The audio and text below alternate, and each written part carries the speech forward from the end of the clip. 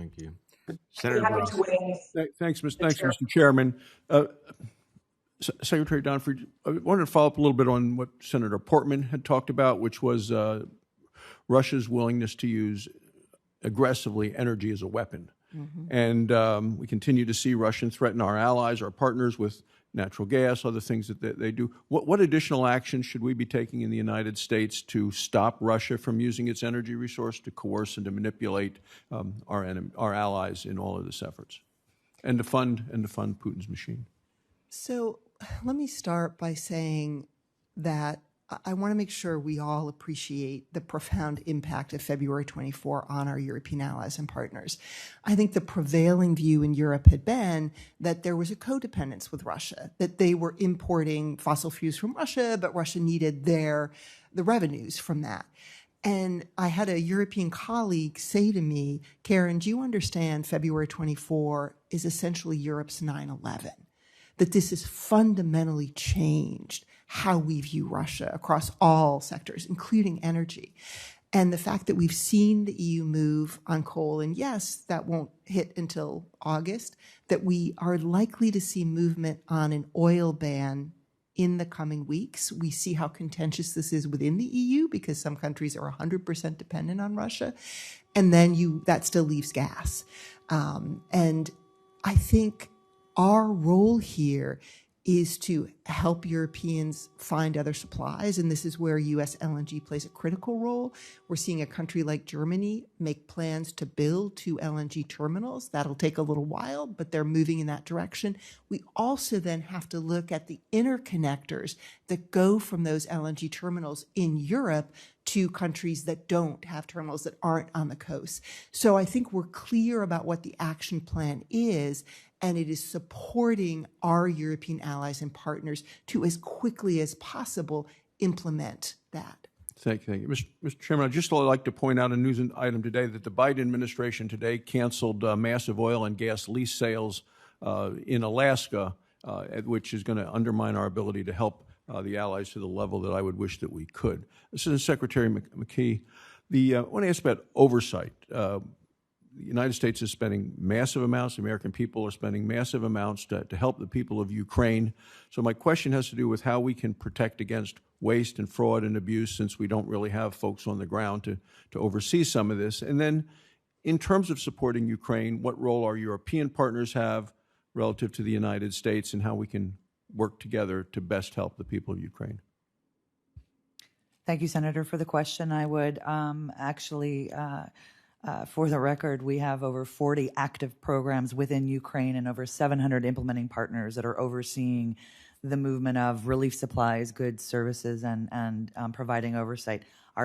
My mission, the USaid mission team, is currently not in country, but our partners have been since day one, and we are in regular communication to ensure that the resources are getting to where they need to be as quickly as possible and as safely as possible.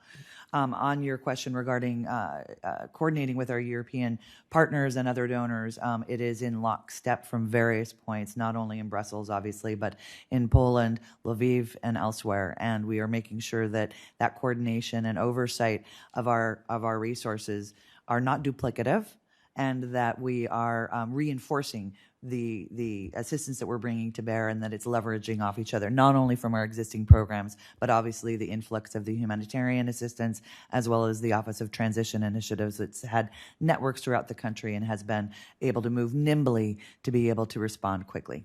And Secretary Lewis, Russia continues to use economic instruments and propaganda to achieve its objectives, exert influence across Europe and the world, try to influence others through military intimidation, trade relations, cyber attacks, disinformation, energy dependence, all of it. What do you believe are the key components to counter Russia's economic pressure, cyber attacks, propaganda campaigns? Well, let me respond on the security assistance side, and then happy to turn it over to Secretary Dockery if she has anything additional. I think the number one job on our side is to make sure that Ukraine has the equipment it needs to defend itself.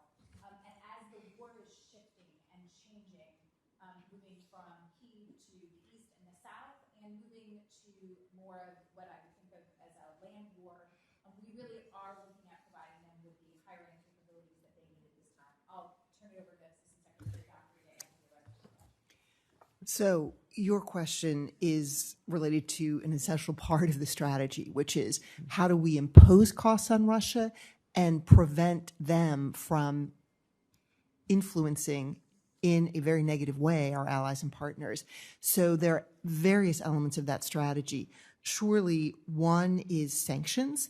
And there, I don't think we appreciate enough the magnitude of the sanctions we put in place against Russia. It's an order of magnitude different than what we did in 2014. We've never put sanctions on the central bank, for example, of a G20 country.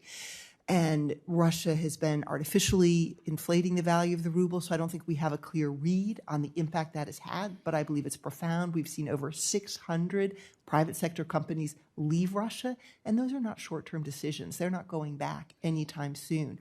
On the export controls, those are having a clear impact in terms of our ability to degrade Russia's defense industry.